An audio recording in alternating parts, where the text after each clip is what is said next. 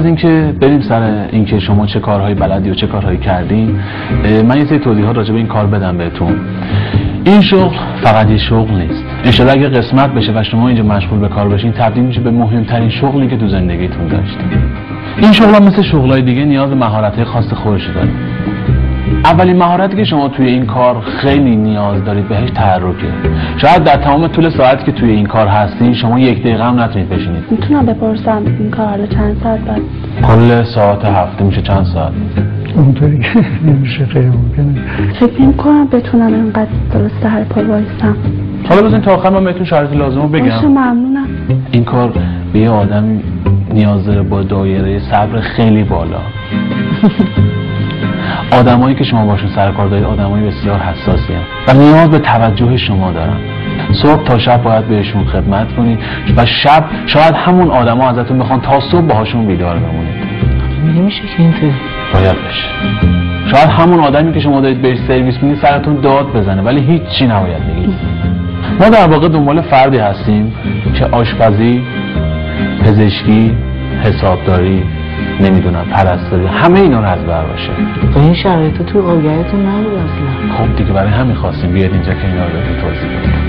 شاید اون آدمایی که شما باشون سر کار دارید ازتون یک لحظه سرویس پزشکی بخوان، یک لحظه سرویس پرستاری بخوان، یک لحظه سرویس آشپزی بخوان، یا شاید همه رو یک جا.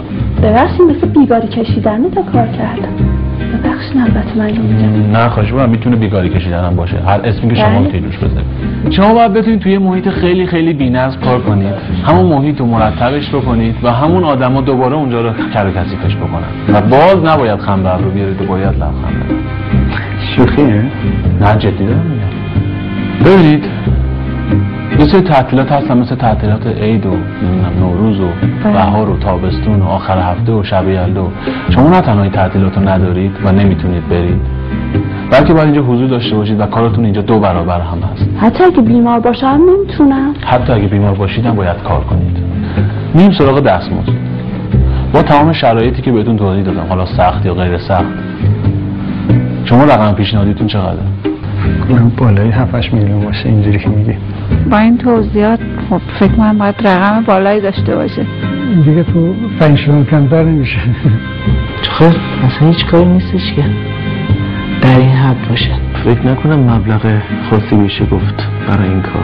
باید بهتون اعلام کنم توی این شغل مطلق حقوقی به شما پرداخت نمیشه. ببخشید خب شخص باید خیلی دیوانه باشه که واسه این کار. چه آگهی زدیم.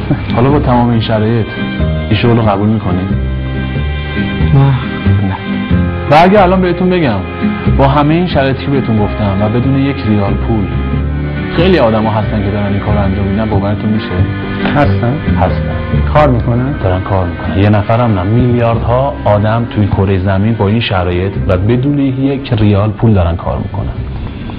حتما خیلی مهربونه. میخوام بدونین کیان؟